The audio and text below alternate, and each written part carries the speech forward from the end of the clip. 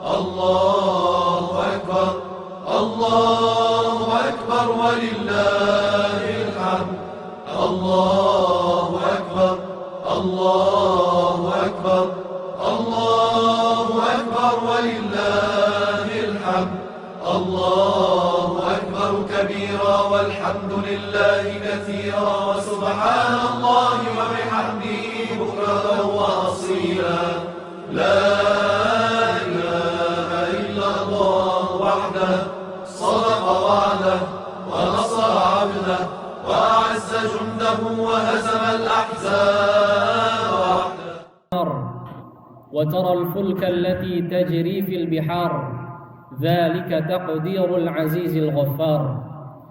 صلوات الله وسلامه على النبي المختار مبعوث إلى سائر البشر من الله العلي الأكبر وعلى آله وصحبه الأخيار ومن تبعهم بإحسان إلى يوم المحشر. قال الله تعالى في كتابه الكريم: يا أيها الذين آمنوا اتقوا الله حق تقاته ولا تموتن إلا وأنتم مسلمون. وقال: يا أيها الناس اتقوا ربكم الذي خلقكم من نفس واحدة وخلق منها زوجها وبث منهما رجالا كثيرا ونساء واتقوا الله الذي تساءلون به والأرحام إن الله كان عليكم رقيبا. وقال: يا أيها الذين آمنوا اتقوا الله وقولوا قولا سديدا يصلح لكم أعمالكم ويغفر لكم ذنوبكم ومن يطع الله ورسوله فقد فاز فوزا عظيما. اللهم صل على محمد وعلى آل محمد كما صليت على إبراهيم وعلى آل إبراهيم إنك حميد مجيد. وبارك على محمد وعلى آل محمد كما باركت على إبراهيم وعلى آل إبراهيم إنك حميد مجيد.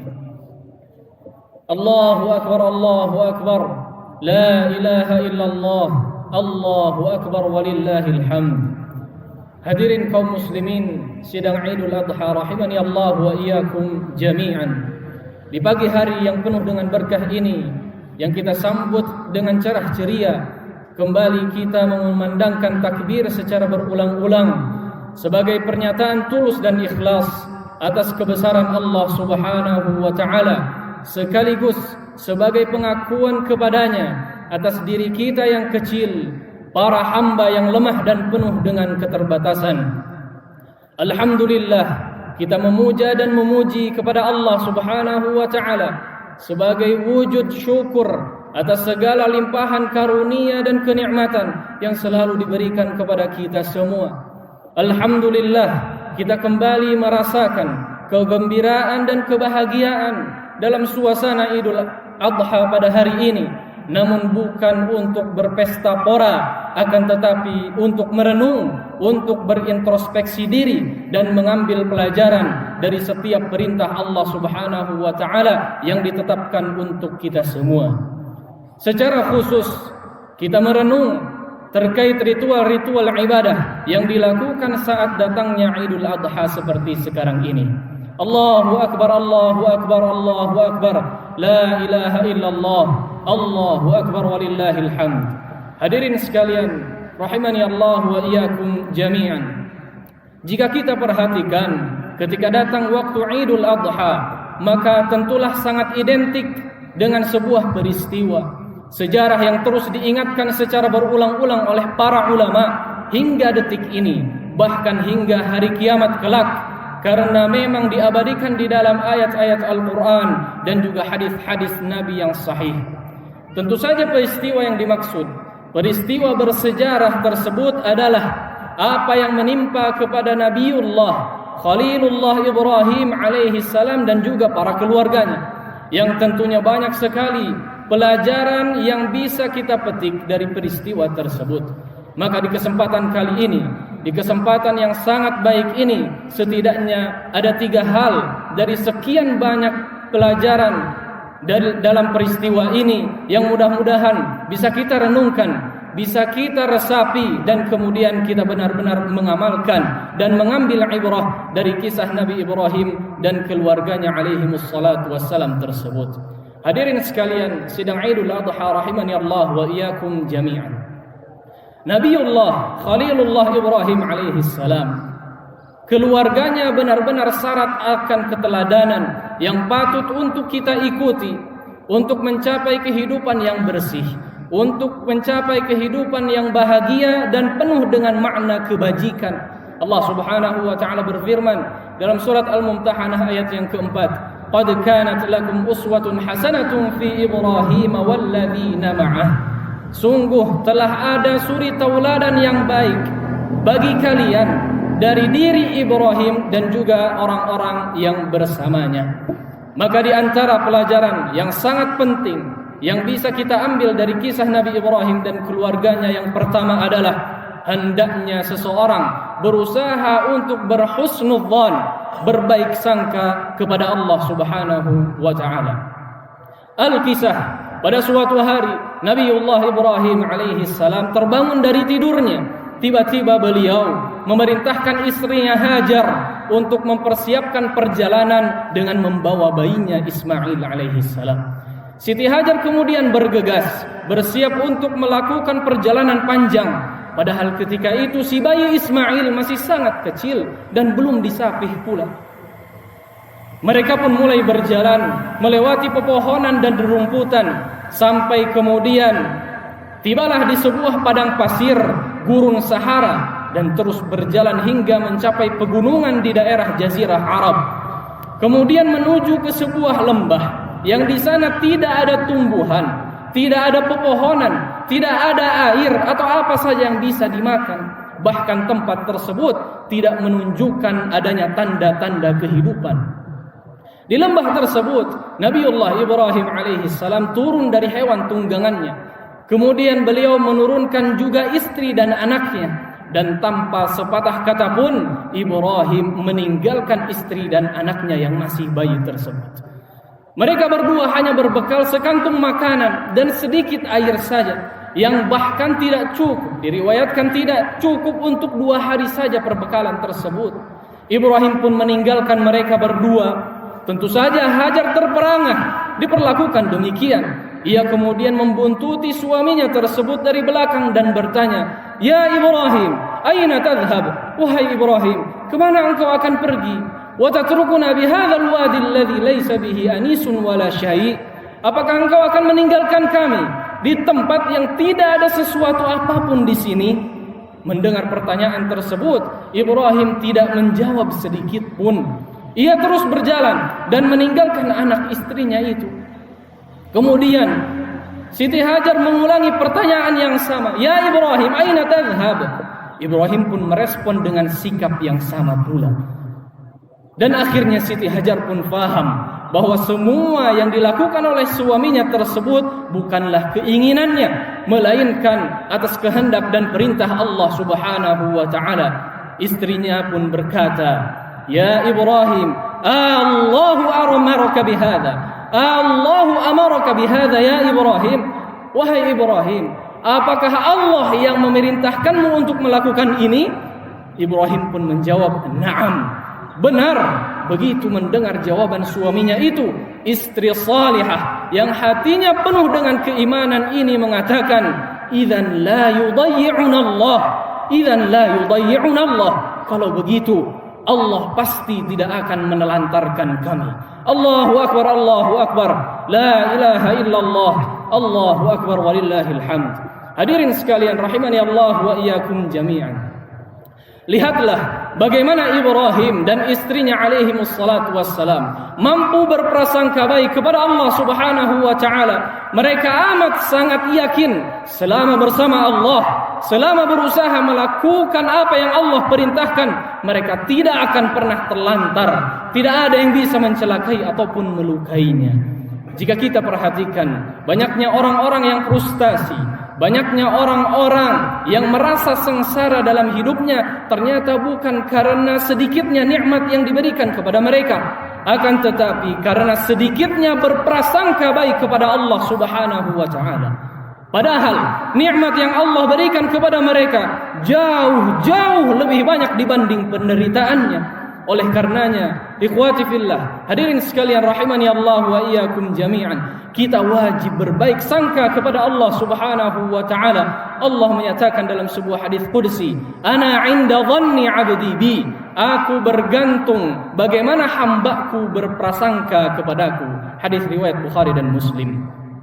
Maka sudah sepatutnya bagi seorang hamba untuk berprasangka baik, untuk berhusnudzan kepada Allah Subhanahu wa taala apapun keadaannya. Karena Allah akan menyikapi hambanya sesuai dengan prasangka tersebut. Jika hamba itu berprasangka baik, maka pasti bagaimanapun kondisinya Allah akan memberikan keputusan terbaik untuknya. Dan apabila sebaliknya, maka berarti ia tidak atau dia menginginkan, menghendaki keputusan yang buruk dari Allah Subhanahu wa taala untuk dirinya. Sungguh Allah Subhanahu wa taala tidak akan pernah menyia-nyiakan harapan hambanya yang senantiasa berprasangka baik kepada Allah Subhanahu wa taala. Maka hendaknya setiap kita berusaha senantiasa berbaik sangka kepada Allah Subhanahu wa taala bagaimanapun kondisinya. Dalam kondisi menderita sekalipun, yakinlah bahwa ini adalah keputusan terbaik dari Allah Subhanahu wa taala untuk kita. Tidak kemudian malah berprasangka buruk atau kemudian malah menganggap Allah Subhanahu wa taala tidak adil. Kita harus belajar dari Siti Hajar. Kita harus mengambil pelajaran dari Siti Hajar, seorang wanita yang menggendong bayi yang kemudian ditinggal oleh suaminya di tengah padang pasir yang gersang. Akan tetapi ia sangat yakin dengan sepenuh keimanannya bahwa jika ini merupakan perintah Allah, pasti Allah tidak akan menelantarkannya. Allahu Akbar, Allahu Akbar, la ilaha illallah, Allahu Akbar walillahil hamd. Kemudian pelajaran yang kedua yang mungkin bisa kita petik dari apa yang dialami oleh Ibrahim dan keluarganya adalah tentang pengorbanan. Berkorban untuk Allah Subhanahu wa taala. Ketika Nabi Ismail alaihi salam beranjak dewasa, maka tentu saja semakin kuatlah cinta dan kasih sayang Ibrahim kepadanya. Semakin tinggi kecintaan Ibrahim kepada putranya yang saleh tersebut. Tidak heran dengan hal itu, betapa tidak penantian Nabi Ibrahim alaihi salam untuk memiliki keturunan sangatlah panjang. Dikatakan beliau berdoa dalam sebuah riwayat memohon kepada Allah Subhanahu wa taala untuk memiliki anak keturunan. Akhirnya Allah kabulkan setelah berdoa lebih dari 80 tahun lamanya. Dan Allah Subhanahu wa taala kemudian berkehendak untuk menguji nabinya Ibrahim alaihissalam dengan ujian yang sangat berat. Diabadikan dalam surat yang dibaca tadi, walamma balagha ma'ahu as-sa'ya qala ya bunay inni ara fil manami anni azbahuk fanzur madza tara. Ketika Ismail beranjak dewasa, maka Ibrahim bertanya kepada anaknya, sungguh aku menyembelihmu dalam mimpiku. Apa kira-kira pendapatmu wahai anakku?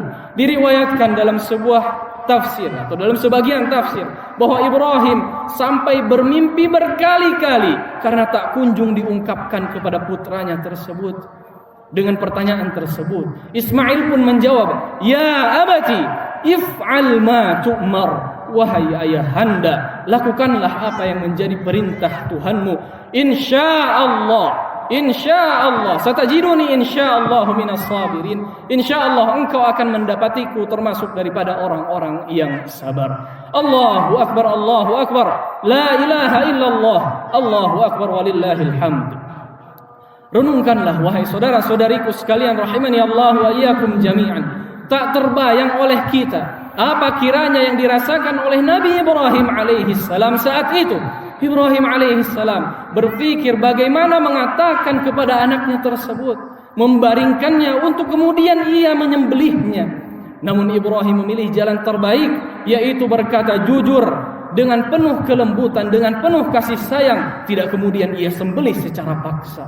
Namun lihatlah betapa pasrahnya Ismail beserta ayahnya Ibrahim ketika diperintahkan untuk berkorban, berlomba-lomba untuk mendapatkan kecintaan Allah Subhanahu wa taala, walaupun harus mengorbankan orang yang paling dicintainya.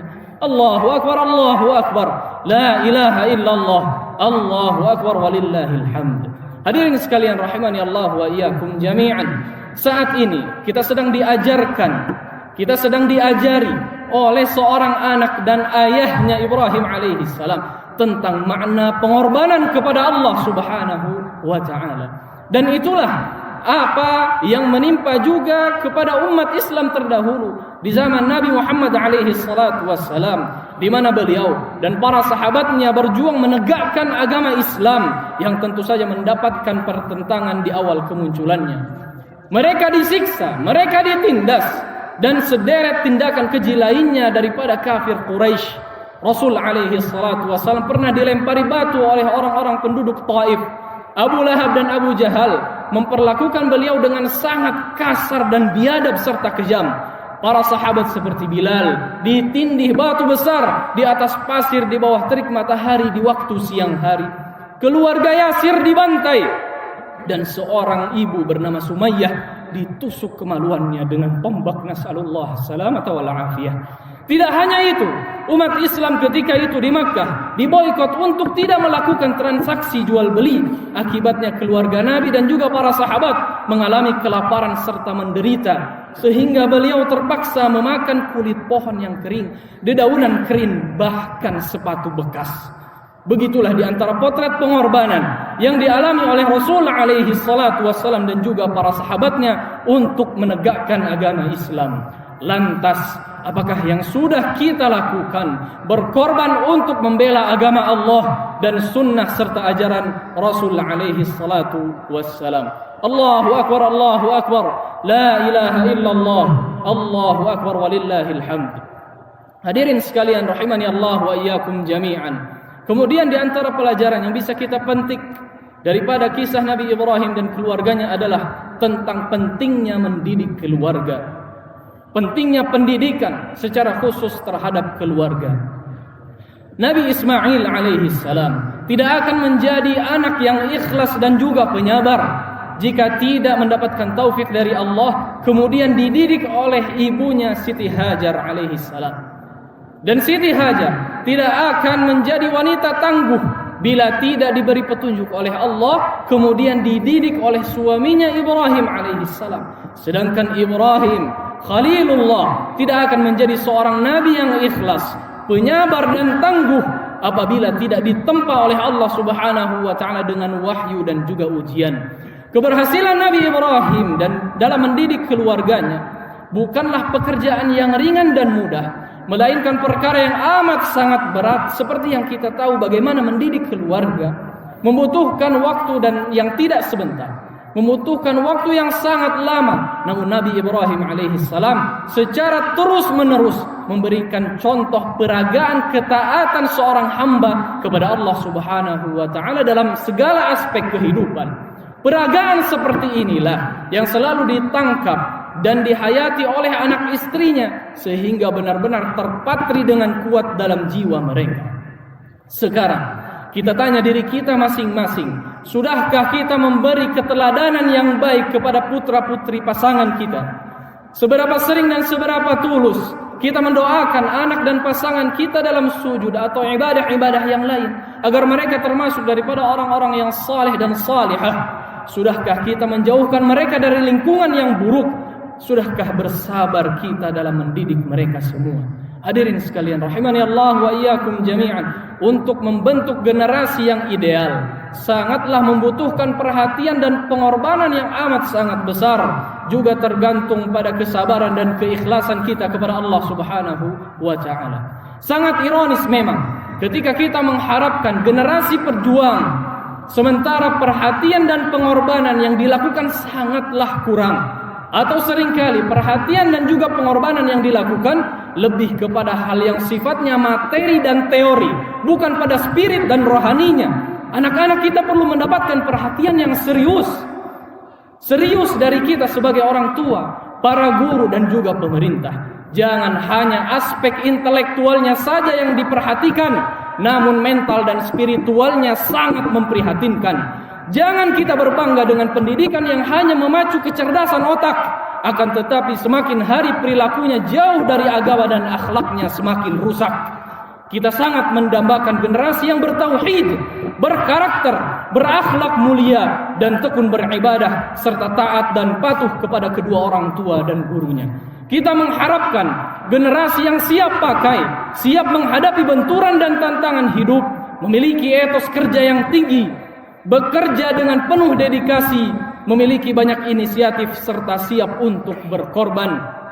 Dan seluruh karakter ini kita bisa lihat benar-benar tertancap kuat dan terrealisasikan dalam kehidupan keluarga Nabiullah Khalilullah Ibrahim alaihi wassalatu wassalam.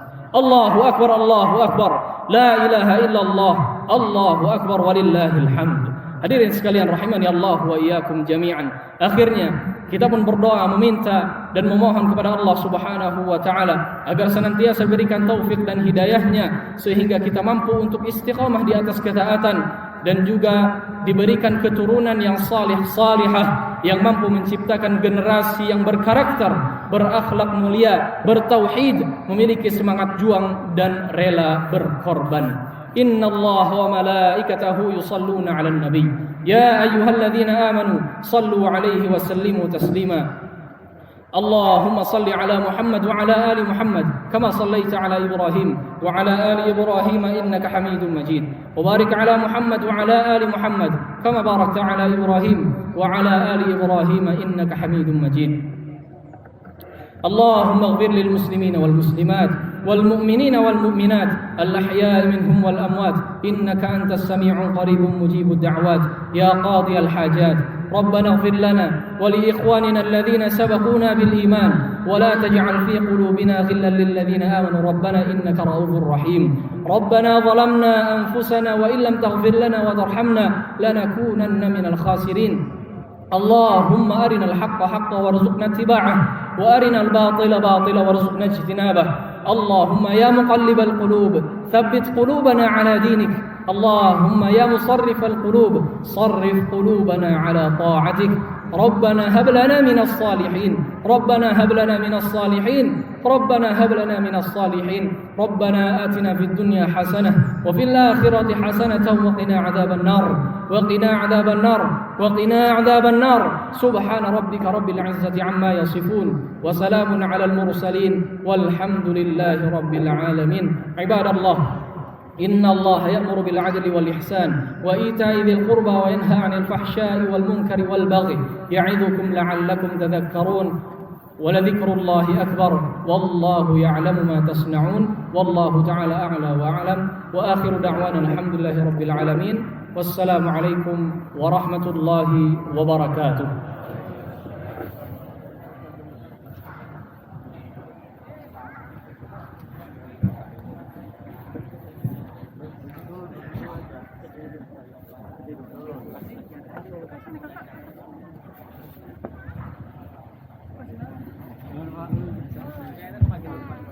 Jazakallah.